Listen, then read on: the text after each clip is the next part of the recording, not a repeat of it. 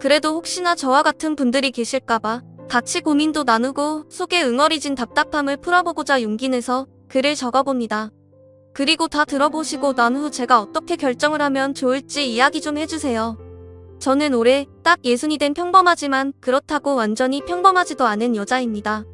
평범하다는 것이 우리 또래 여자들 삶이 다 그렇듯이 남편 내조 잘하고 자식들 잘 키우며 살았다는 뜻이고요.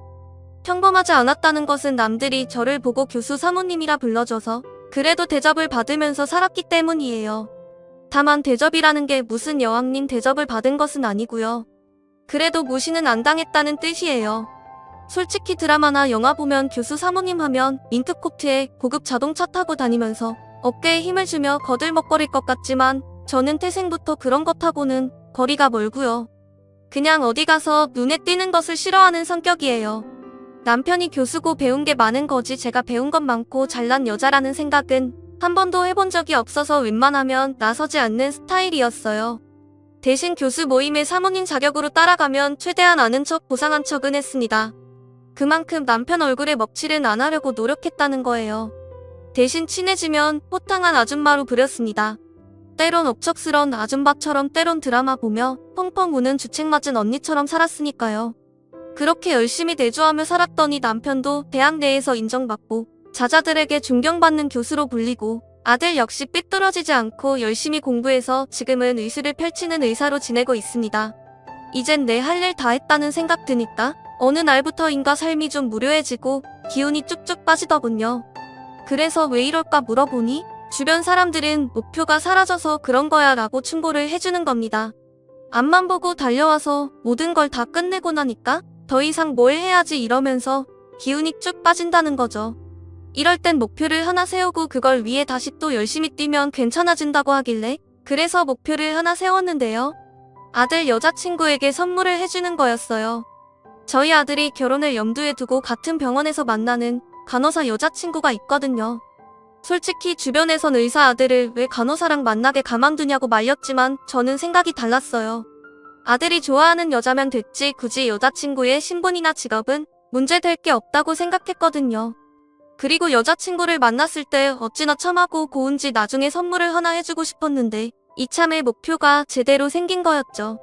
아들 여자친구가 처음 우리 집에 인사를 왔을 때가 기억나네요. 말씀드렸다시피 제가 조용하지만 친해지면 좀 주책맞은 아줌마 성격이거든요. 그래서 아들의 여자친구가 오자마자 친해지려고 들이댔어요. 그래서 아들 여자친구에게 며느리라고 불러줄까요? 이렇게 말했습니다. 대부분 어른이 이렇게 이야기하면 당황할 만도 한데 그 아이는 활짝 웃으면서 제 팔짱을 끼고 내 어머니 이러더군요. 평생 무뚝뚝한 아들 하나만 키워서 딸 같은 며느리가 필요했는데 팔짱까지 끼며 살갑게 구는 아들의 여친을 보니까 제가 흠뻑 빠지고 말았어요. 그렇게 첫 대면을 하고 그 이후로 몇 번 따로 만나서 밥도 먹다 보니 금방 가까워지더군요. 시어머니와 며느리보단 엄마와 딸처럼 지내려고 노력을 했죠. 그러다 보니 결혼식 때 내 돈으로 꼭 선물을 해주고 싶었습니다. 물론 남편한테 이야기해서 생활비에서 아끼고 아낀 돈으로 선물을 사주면 됐지만 왠지 제가 번 돈으로 의미 있는 선물을 주고 싶다는 목표를 세우게 된 거죠. 그래서 남편에게 큰 소리를 쳤어요. 앞으로 당신한테 손 안 벌리고 내가 번 돈으로 우리 며느리 선물 사줄 거니까 말리지 마요. 그리고 나서 아는 동생에게 이 이야기를 했더니 제가 평소에 했던 것과 비슷하면서 돈도 벌 수 있는 일이라며 식당 서빙 알바를 추천해줬습니다. 아무래도 단순 노동인데다가 가정주부라면 할만하더라고요. 음식 나오면 손님들에게 전해주고 밑반찬 같은 거 좀 준비해주고 한가할 때 가게 청소를 해주는 일이었거든요. 가정주부라면 어느 정도 할 수 있잖아요. 근데 이번엔 손님들이 문제였습니다. 술 취해서 치근덕거리질 않나, 반찬이 맛없다며 던지질 않나, 아 정말 세상에 이런 진상이 다 있을까 상상도 못했던 사람들을 만나는 게 너무 힘들더군요. 그래서 그만두게 됐죠. 돈을 떠나서 직업만 보고 사람을 하대하고 무시하는 분위기가 정말 견디기가 힘들었습니다. 그래서 이 얘기를 아는 동생에게 하니까 언니는 너무 운실 속에 화초로 자라서 그래. 요즘 세상이 얼마나 무서운데 그건 약과야 약과. 세상이 정말 또라이 천지야. 그 말이 조금 이해는 됐지만 그래도 또라이보단 정상적인 사람이 많으니까 세상이 돌아가는 거라 생각했어요. 그래서 다른 일을 좀 알아봤죠. 이번엔 택시 회사에서 내부 세차를 돕는 일을 했어요. 근데 이건 몸이 부서질 것 같더군요. 택시 들어오면 안에 청소해주고 세차비를 받긴 하는데 안에 지저분한 건 둘째치고 너무 정신이 없고 기사님들도 어찌나 드센지 조금만 청소가 안 되어 있으면 막말을 퍼붓더라고요. 그래서 나중엔 마트 캐셔로 일하게 됐어요. 제가 공부를 잘했던 건 아니지만 이건 기계가 계산하는 거고 어차피 물건만 잘 담아주면 되는 일이니까 잘할 줄 알았죠. 근데 뭐든 쉬운 일이 없다군요. 하루 종일 서서 일하는 것도 힘들지만 물건을 빼달라는 손님부터 쇠치기에서 물건을 뚝뚝 던지는 무례한 사람까지 봤어요. 어딜 가나 진상들이 있더군요.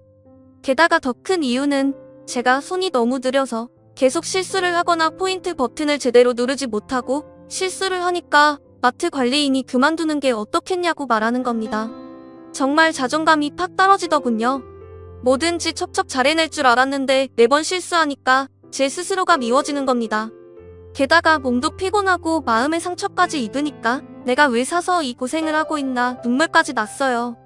정말 내가 인생을 편하게 살았구나. 고생하며 일하는 분들도 많은데 내가 정말 세상 물정을 몰라도 한참 몰랐구나. 이렇게 저를 되돌아보게 됐고요. 아무래도 제가 늘 지쳐서 들어오니까 하루는 아들이 묻더군요. 엄마는 요즘 뭘 하시길래 얼굴이 어두워요?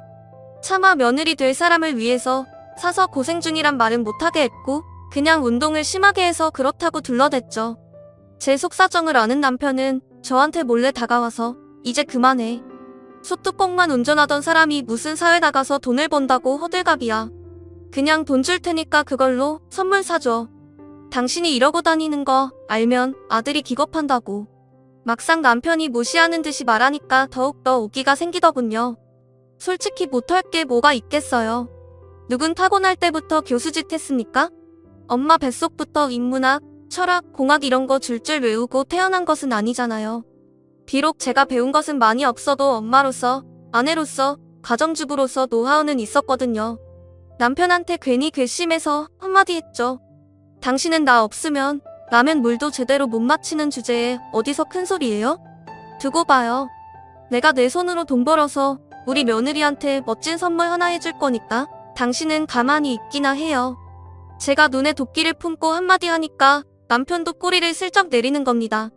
오기가 생기니까 뭐든 할 수 있을 것 같아서 아는 동생을 통하지 않고 제가 직접 알아봤어요.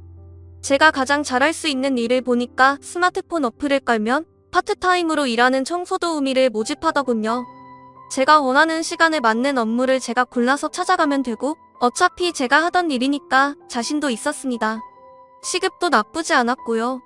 운이 좋아서 딱 한 달만 일하면 며느리 선물에 아들 선물까지 챙겨줄 수도 있을 것 같았어요. 그래서 처음으로 남의 집에 청소도우미로 일을 하게 됐죠. 처음 간 집은 아이만 여럿인 집이었는데 그냥 청소 좀 해주고 조금 남는 시간에 밥 좀 해주고 아들 어릴 적 보는 것 같아서 놀아주고 우리 집이라고 생각해서 더욱더 꼼꼼히 챙겨줬더니 집주인이 굉장히 만족해하는 겁니다. 저도 뿌듯하더라고요. 드디어 저한테 딱 맞는 일을 찾았다는 생각이 들었어요. 그리고 아들에게 슬쩍 말을 했죠. 너 나중에 엄마한테 잘해야 한다. 어디 가서 이런 엄마 못 만나? 아들은 뜬금없는 제 이야기에 어리둥절해 하더군요. 근데 그 표정이 어찌나 재밌던지 속으로 흐뭇했어요.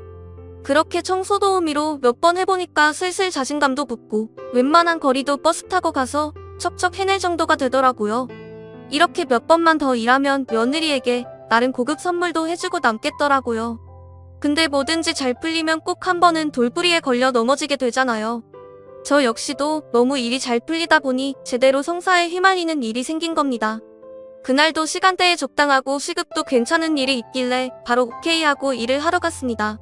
집에서 10점 거장 정도 떨어진 곳이었는데 굉장히 의리의리한 집이더군요. 이런 집이라면 고정으로 일하는 도우미가 있을 텐데 왜 나를 불렀을까? 어리둥절했습니다. 어쨌든 안에 들어가니까 한눈에 봐도 허세에 가득 찬 사모님이 의자에 삐딱하게 앉아서 오늘 해야 할 청소범이랑 몇 가지 당부말을 해주는 거예요.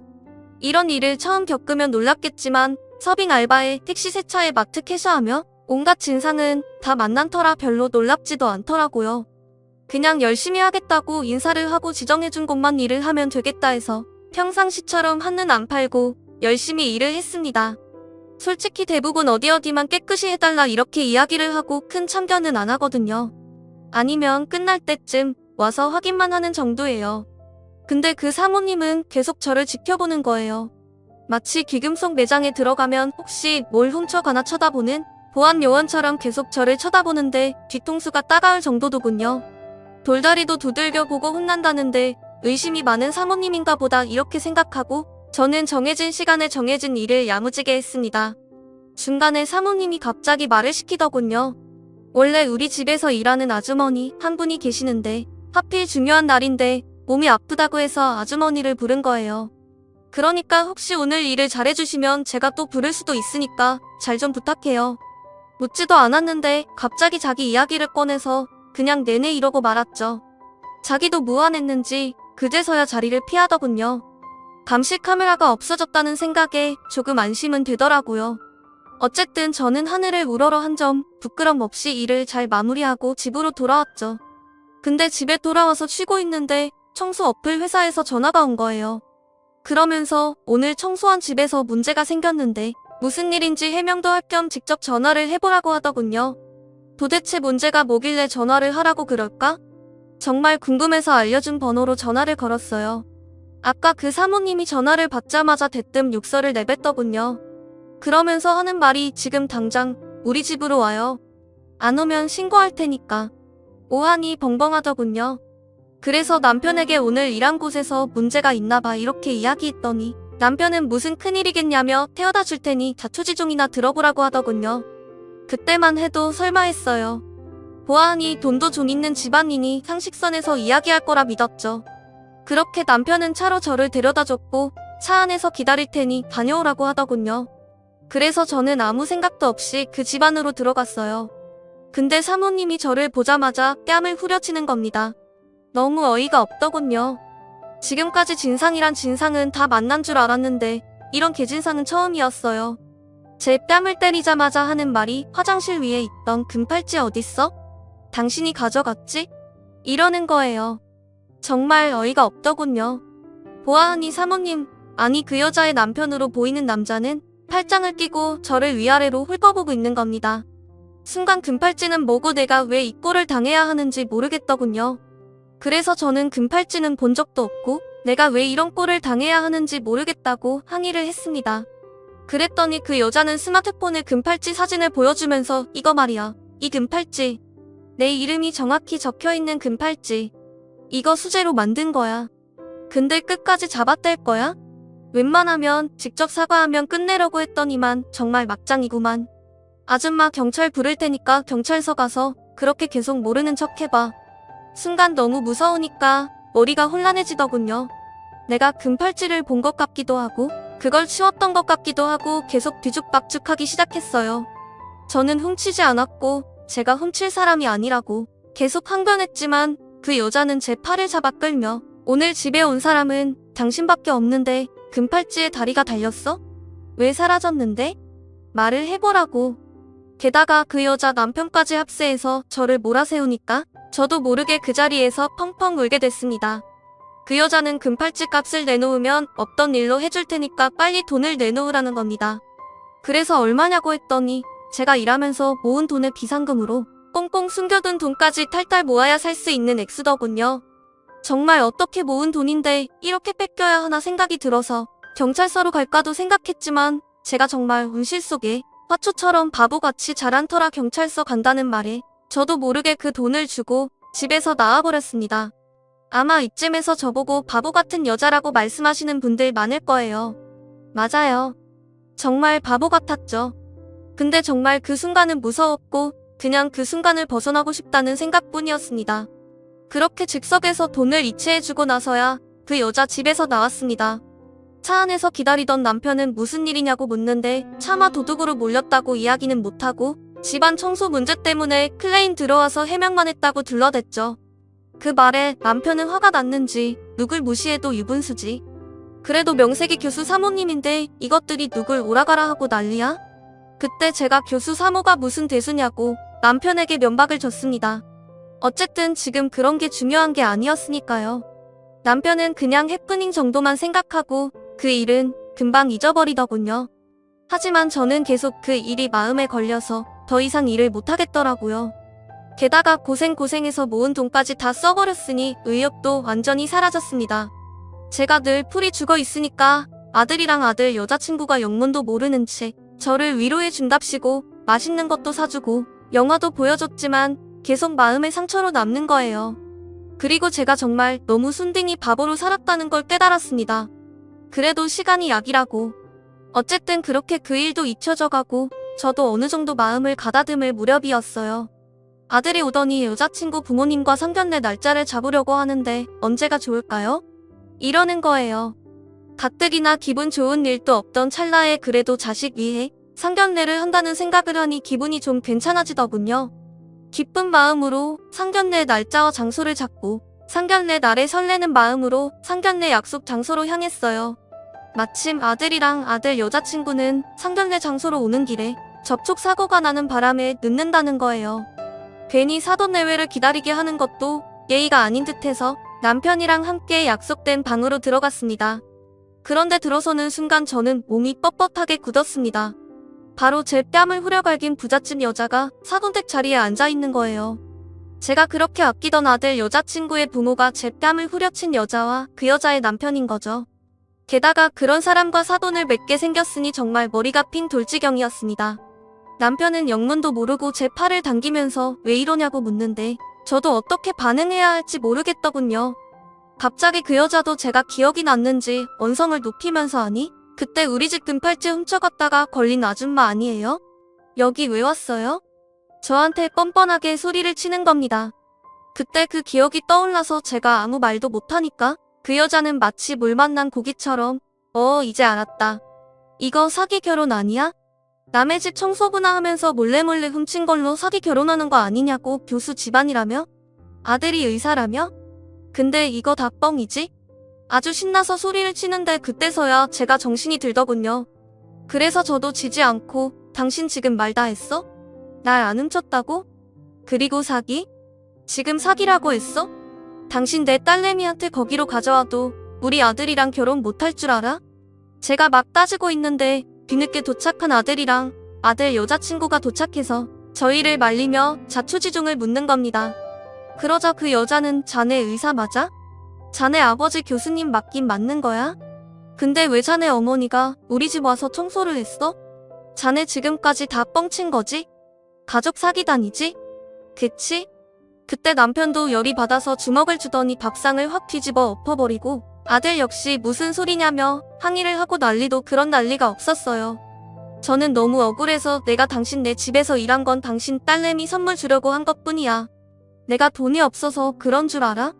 당신처럼 주렁주렁 멋으로 달고 다니는 금부치가 아니라 진짜 정성이 담긴 금부치 하나 해주려고 했어. 그 말을 하고 나가려고 하는데 남편이 제 손을 붙잡고 여기서 우리가 왜 나가? 저런 인간 쓰레기들이 나가야지. 하며 저보고 꿋꿋하게 따지라고 하는 겁니다. 그 말에 용기가 더욱 생기더군요.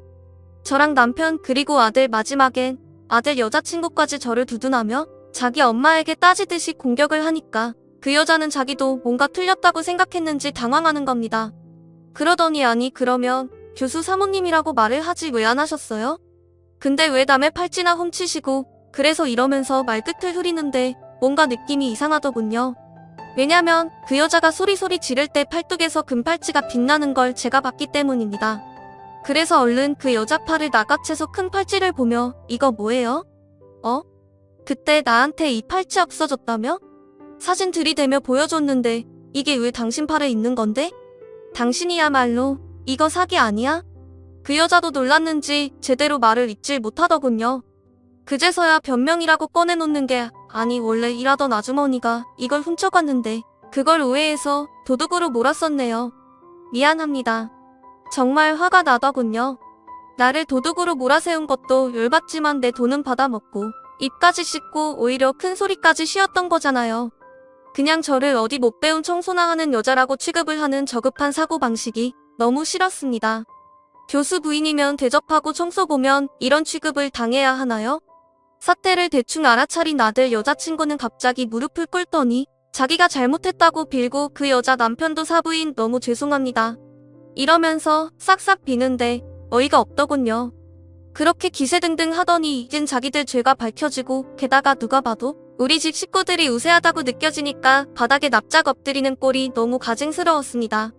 그렇게 이쁘게 보이던 아들의 여자친구도 더럽게 보였고요. 그래서 제가 태어나서 처음으로 비열한 한마디를 했죠. 아들 여자친구에게 말했습니다. 난 내 손에 때 묻히기 싫으니까 내가 내 엄마 뺨을 때려. 그러면 용서를 생각해볼게. 그 말에 아들 여자친구는 고민하더군요. 하지만 결혼이 파토날까봐 부들부들 떨던 그 여자는 어서 자기 뺨을 때리라며 재촉을 하는 겁니다. 그런데 차마 아들 여자친구는 못 때리겠다며 멈추는 겁니다. 그래서 뒤도 안 돌아보고 나왔습니다. 솔직히 자기 엄마 뺨을 때리든 때리지 않든 저는 결혼에 찬성을 안 할 생각이었거든요. 그리고 다음날 아들 여자친구가 팔찌값을 현금으로 가져왔다군요. 솔직히 그건 받았습니다.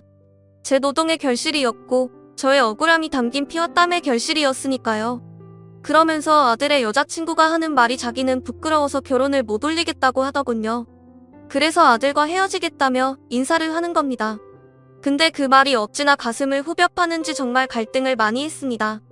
그 집안 사람들을 생각하면 정말 가증스럽지만 그래도 아들의 여자친구랑 엄마와 딸처럼 보낸 시간도 많은데 그 정이라는 게 무시 못할 일들이었거든요.